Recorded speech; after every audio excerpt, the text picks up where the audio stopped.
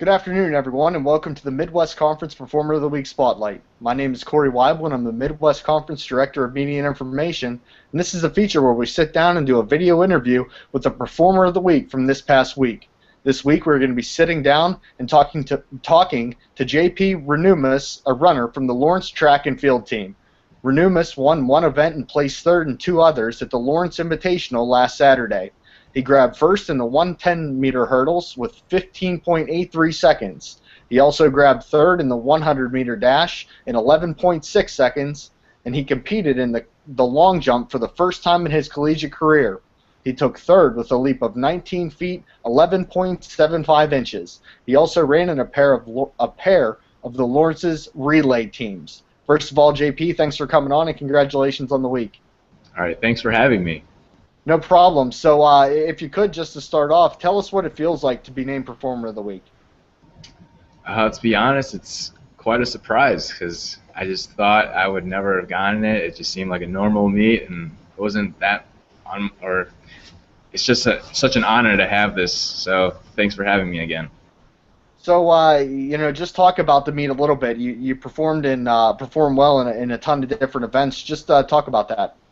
So the meet started out with the long jump, and I haven't long jumped since junior year of high school, so it's nice to get back on the runway again, and then followed that by the 4x1, and then after that was the 110 hurdles, and then the 100 was actually not on the schedule for me to do, but I just jumped into it and ran the season's best in it, and then I ran the 4x4 at the end.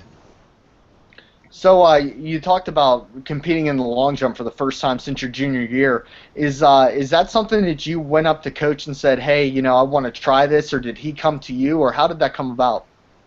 I talked to Coach Boss, my sprints coach, and I was just like, you know what, this is the last meet before conference. I kind of just want to have fun right before the big meet, so it's just something that I wanted to do. So in the same sense, you talked about running the 100, that you weren't even on tap to do that. When did you find out that you were going to run in it, and is there any different mental preparations that you had to make going into the race on such short notice? For me, the 100 came like literally last minute.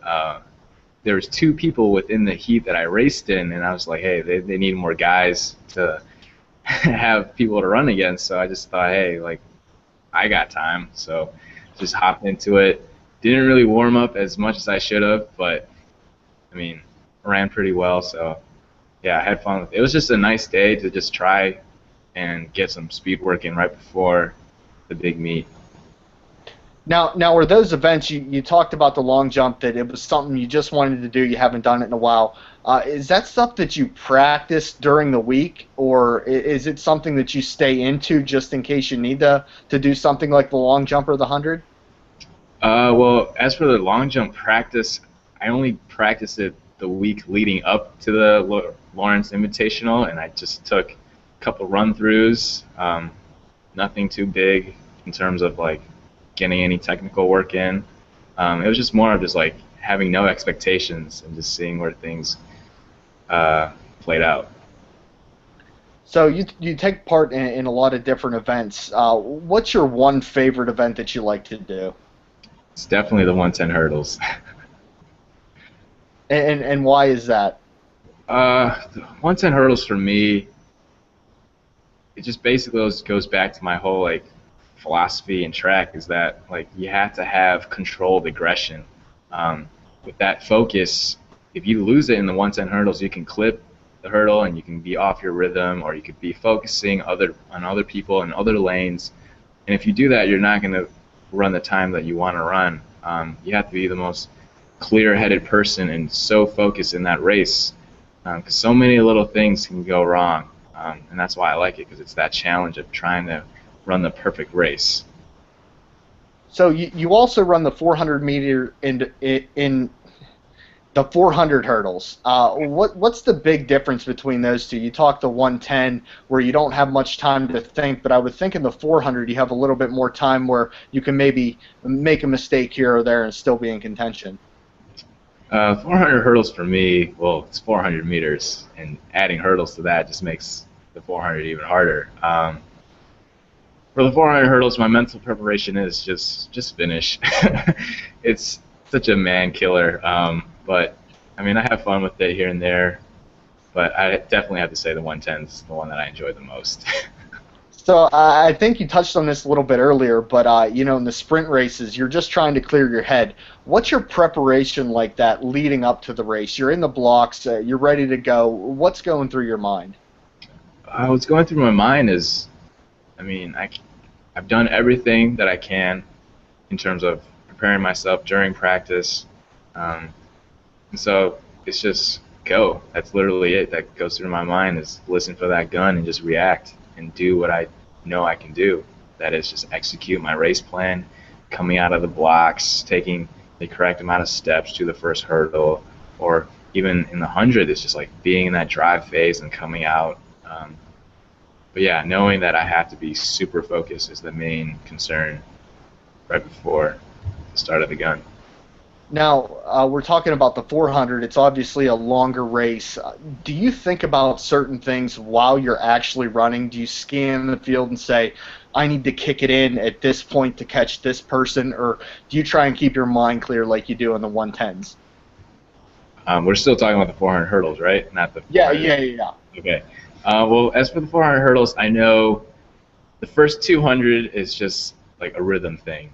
I set up my rhythm, and then right after that 200, that's where I had to dig deep, because that last 200 and the last 100 in the 400 hurdles, that's where a lot of time can be waste, spending too much time in the air, or especially waste if I'm like stuttering to the hurdles. So it's just making sure that I stay within my stride pattern, and just finishing strong. So this week, coming up this weekend, is the Midwest Conference Championships. How do you personally feel going into the championship weekend? Personally, I feel excited because I know it's going to be really nice in Grinnell.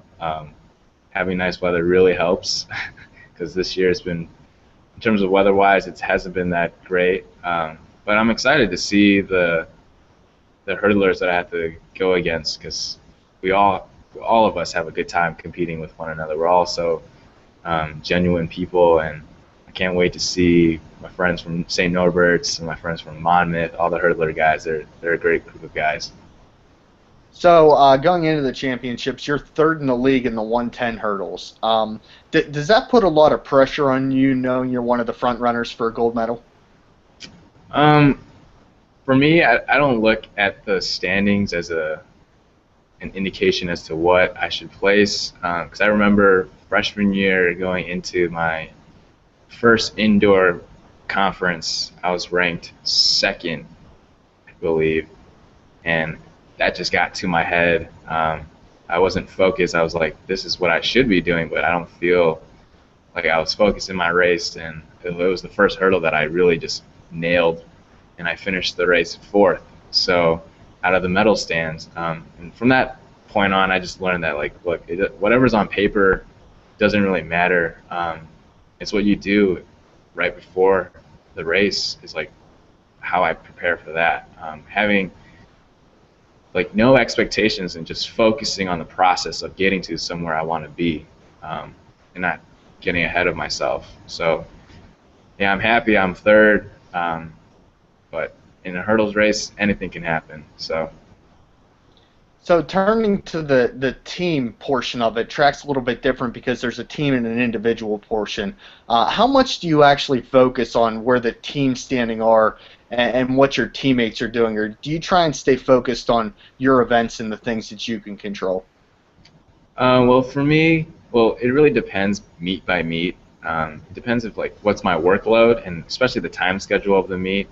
If we're just like flying through, like this past weekend, it was really, everything was just moving quickly because we wanted to get the meet over with. But if there's some time here and there, I find it a little bit easier in indoor to like manage where I want to like go and watch, and like, because the throws are right in the center. The high jump is not too far away from the finish line. But in terms of outdoor, everything is so spread out, so it's a little bit harder to like see the throwers when they throw. But I mean, most of the time I usually just try to like focus on me. But when it comes to like the relays, I like to like warm up with the guys and make sure like they know where they need to be and they know that I'm going to be waving my hand in that 4x4 and stuff like that. So it's tough balance to make sure that everybody knows or I know where everybody is, but I try to make my best efforts for that. All right, JP. Well, we want to let you go because we know you got a busy schedule, but congratulations on the week and good luck in the championships. All right, thank you for having me again. We would like to once again thank JP for taking time out of his busy schedule to come and join us, and we would also like to thank Joe Vandenacker in the Sports Information Department and Jason Fast, the head coach of the track team, for setting up the call and helping us get this underway. We would also like to thank everyone else who tuned in and listened today, and as always, you can find the Performer of the Week Spotlight videos on the Midwest Conference YouTube page by visiting the Midwest Conference website. This is our last Performer of the Week Spotlight for the year, so for anybody watching, thank you for tuning in all season. We hope you enjoy these, and we hope you come back next year for some more Performer of the Week Spotlight interviews. So with that said, have a great day, everyone, and we'll see you next year.